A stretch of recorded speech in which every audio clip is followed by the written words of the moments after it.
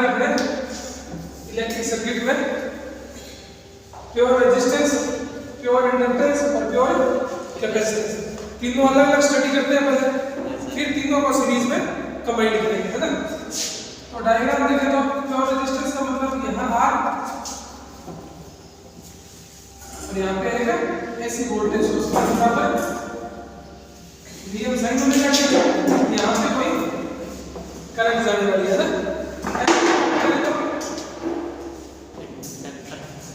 Pure inductance ऐसी source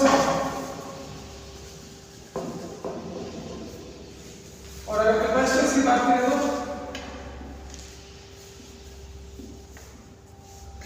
यही है।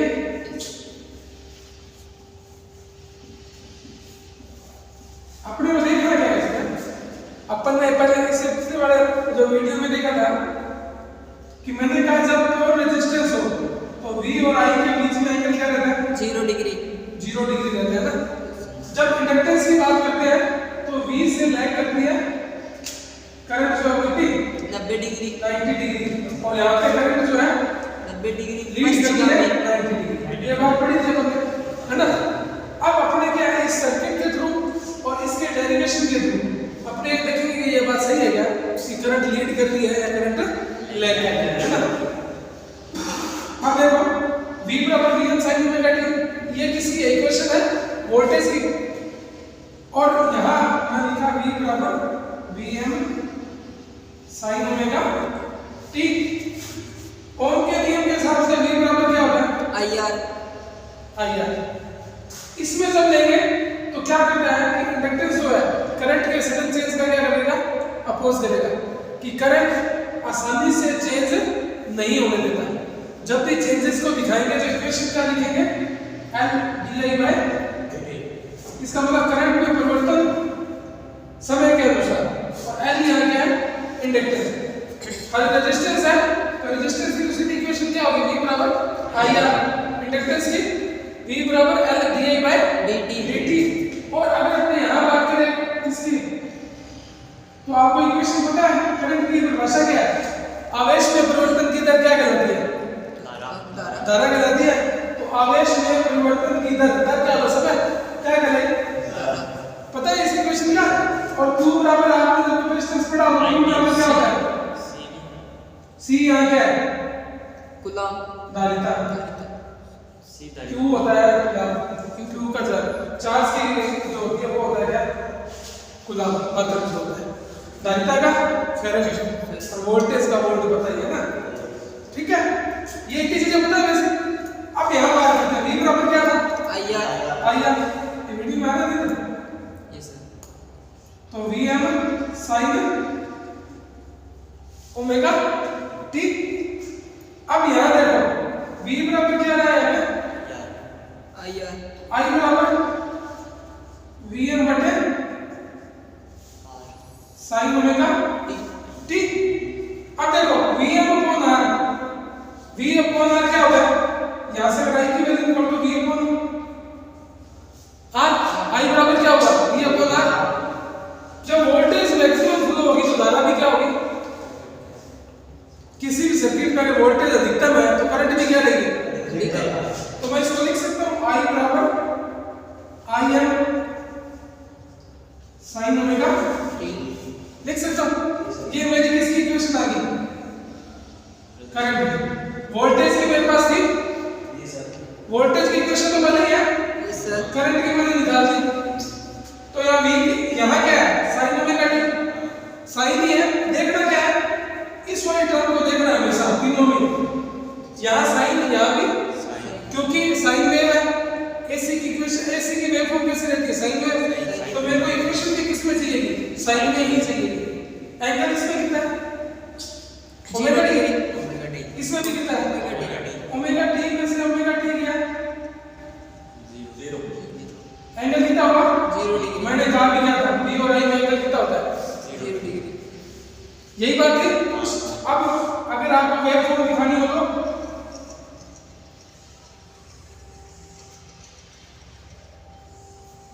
ये टी यहाँ पे वोल्टेज V और ये V की यहाँ किसकी होगी? इधर एंगल पाई बाय पाई और यहाँ 2 पाई, इधर 3 पाई बाय 2 या 270, यहाँ पे पाई बाय 2 या 90, यही ना। अब एंगल क्या है? 0। इसका मतलब जहां वोल्टेज 0 होगी वहां करंट भी क्या रहेगी? 0। जहां वोल्टेज मैक्सिमम होगी वहां करंट भी क्या रहेगी? मैक्सिमम। जहां वोल्टेज नेगेटिव में मैक्सिमम होगी वहां करंट भी नेगेटिव में क्या रहेगी? साधारण भाषा में कहें कि वोल्टेज और करंट क्या चलेंगी? साथ साथ बढ़ेगी, साथ साथ घटेगी, साथ साथ मैक्सिमम पे जाएगी, साथ साथ 0 पे जाएगी, साथ साथ नेगेटिव पे जाएगी। इसको मैं यूं दिखा सकता हूं। Yes sir. आई V समानुपाती आई लिख सकते हैं सर? V समानुपाती आई तो लिख सकते हैं, लेकिन यहाँ समानुपाती क्या काम हुआ? यहाँ तो अपने फेज एंगल की बात करते हैं। ये एंगल क्या कहलाता है? 0 डिग्री। कौन सा एंगल है? Phase angle. फेज एंगल की बात कर रहे हैं। तो V और I क्या चल रहे हैं एक दूसरे के साथ साथ। तो ये अपनी इक्वेशन होगी। इसको पावर में कन्वर्ट करना चाहिए अगर अपने, तो पावर देखो, पावर का फॉर्मूला क्या था? V into I। V क्या है यहाँ पे? इस रेफरेंस लाइन के ऊपर रहेगा तो क्या रहेगा? पॉजिटिव। नीचे रहेगा तो नेगेटिव। ऊपर ये V क्या है? पॉजिटिव। I भी क्या है? Positive. V into I positive. Positive तो रहेगी तो ऊपर ही, लेकिन V और I को मल्टीप्लाई करेंगे तो V से ऊपर जाएगी या नीचे रहेगी? तो पावर का मान ऊपर जाएगा। क्यों? क्योंकि V के साथ किसका मल्टीप्लाई हो रहा है? I का। अगर मैं पावर का देखूं यहाँ ग्राफ बना दूं तो यहाँ पॉजिटिव में बनेगी क्या? पावर। अब V यहाँ क्या है? नेगेटिव। I भी क्या है यहाँ पे? नेगेटिव। तो माइनस V और माइनस I करें तो माइनस माइनस प्लस। तो पावर फिर किस पे होगी? पॉजिटिव में। पॉजिटिव नीचे दिखाएंगे ऊपर दिखाएंगे? नीचे कर दिखाएंगे। लाइन से नीचे क्या रहेगा? नेगेटिव। तो पावर कहाँ दिखाएंगे? यहाँ पे ये पावर का डायग्राम है। अब ये डायग्राम बनाओगे, ये लिखोगे तो आपको पूरे पूरे नंबर मिल जाएंगे। ये किसकी बात करें मैंने? Pure resistance. अब इंडक्टेंस पे आते हैं, है ना? वही अपने क्या करना है? V की इक्वेशन को लेके चलना है और I की इक्वेशन साइन के फॉर्म में ही निकाल दिया, फिर देखते हैं एंगल क्या रहता है उसका। ठीक है, अब देखो यहाँ से उसको मेरे से पूछेगा समझ आ जाएगा, उसको भी उतना ही आता है। एक बार ये तार 2 मिनट। क्यों? अच्छा ये तो मिटा दो ना, यहाँ लिख रहा हूँ वहाँ लिख रहा हूँ। नहीं सर, एक एक उतार देते सही है। उससे फायदा क्या होगा? समझना दोबारा रिपीट करेंगे अपने उतारने की बात में, है ना? रिपीट तो करने की बात है।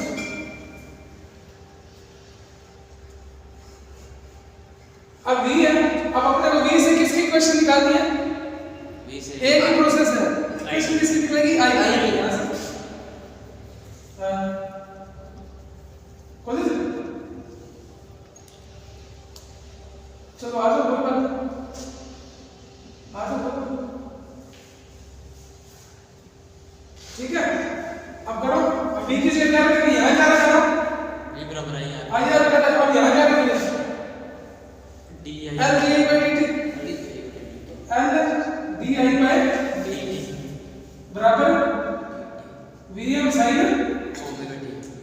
ओमेगा टी, फिर di by dt बराबर Vm अपॉन में sin ओमेगा टी।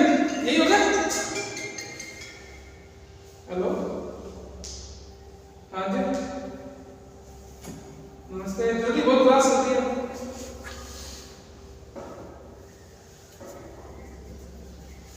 तो कोई बात क्लास के बाद फोन करता हूँ। सही, जो आपने L dt बटे dt लिखा है, L di बटे dt लिखा है, ये V की वैल्यू है या I की है? यार V बराबर क्या होता है? I into R। यहाँ पे R किसी का क्या है? ठीक है। R किसी का क्या है? यहाँ पे L है। L है, तो L सीधा आ गया। जब L लगा है, मैं कह रहा हूँ जब रेजिस्टेंस साथ हो, रेजिस्टेंस में क्या रहता है? हम कहते हैं हिसाब से V बढ़ेगा, वैसे वैसे I बढ़ेगा। तो मतलब वो करंट के फ्लो में कोई भी जो है अवरोध उत्पन्न नहीं कर रहा। वैसे कि V बढ़ रहा है उस हिसाब से I बढ़ रहा है, लॉसेज रेजिस्टेंस जरूर करेगा। लेकिन इंडक्टर का मैंने क्या बताया कि इंडक्टर क्या है? करंट के मान में जो अचानक परिवर्तन होता है उसका क्या करेगा?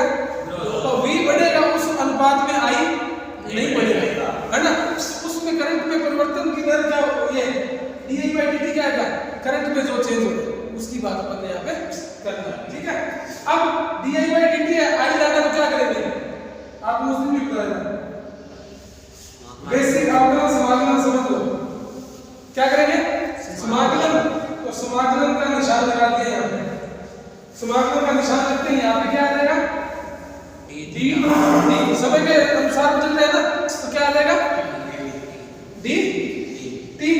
अब डी di by dt का समाकलन क्या होगा, खाली आई क्या हो जाएगा खाली, मैंने कहा था छोटी डी के साथ जो संख्या है उसको समाकलन के अंदर रखते हैं, बाकी सबको बात पीछे वीडियो में देखा था जो क्लास में अटेंड नहीं किसी ने नहीं देखा सर वो समाकलन तो देखा कि जो डी के साथ संख्या है समाकलन के साथ ये जो ये आएगा क्योंकि जिसके हम सापेक्ष में अपने परिवर्तन कर रहे हैं, और अंदर भी उसी संख्या को रखेंगे जो इस डी के साथ है।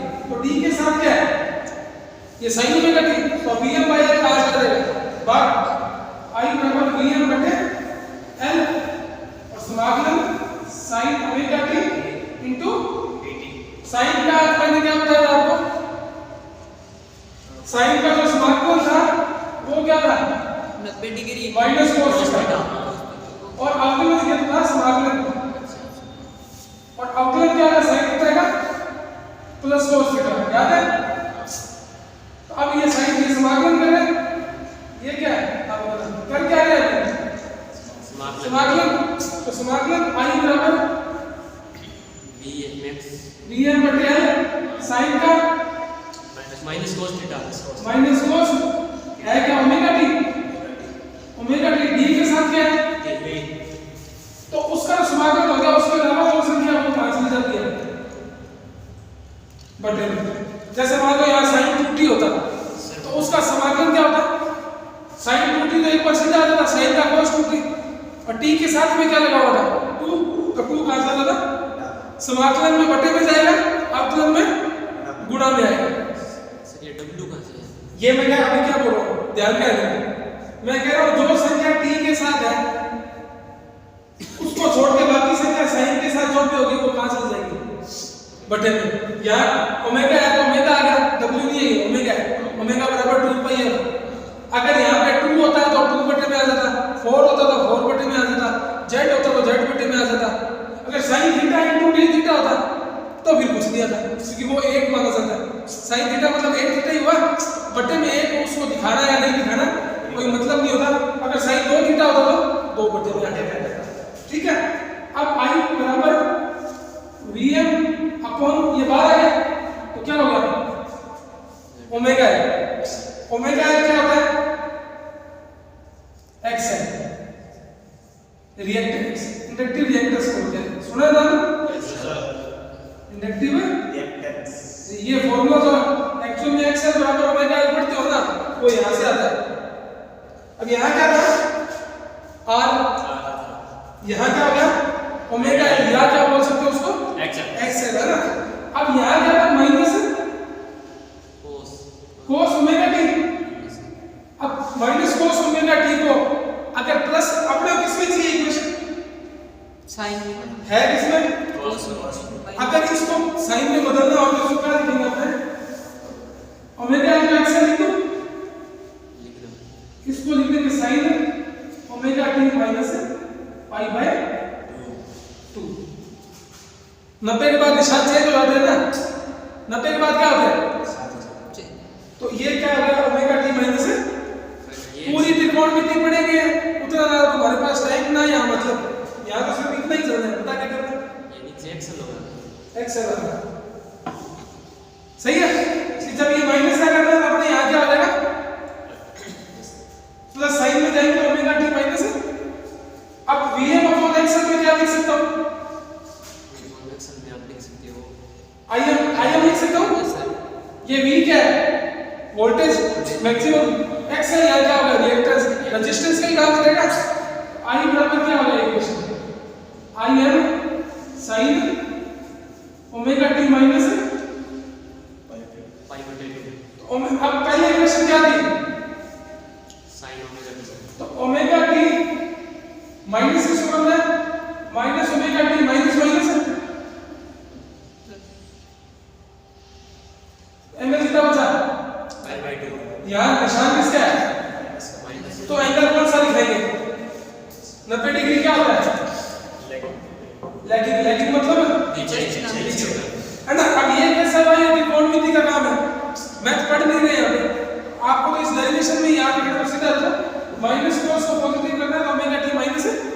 π/2। अभी आ गया ना एंगल कितना है सर इस साइन ओमेगा टी माइनस π/2 का मान उसके बराबर है क्या? किससे उस साइन ओमेगा टी के v वाले के।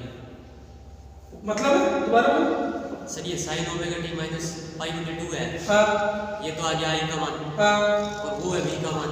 ये तो ओमेगा टी वी वाले में फेज डिफरेंस क्या होगा? पहला कहा था आज दो चीजों को डिफरेंस करोगे कैसे करोगे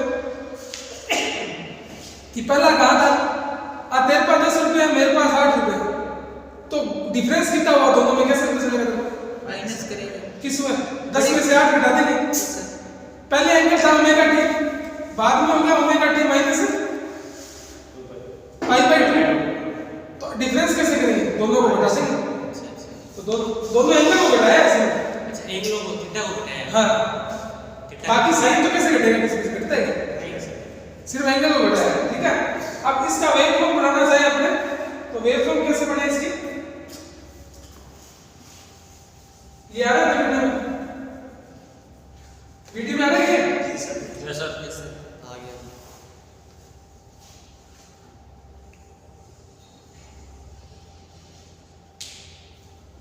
ये यहाँ पे v इधर i, ये किसकी है? एंगल π/2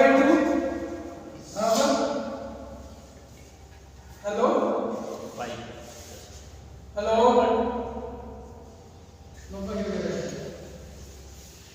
यहाँ पे 3 पाई बाय यहाँ पे 2 पाई, वही बात है ना?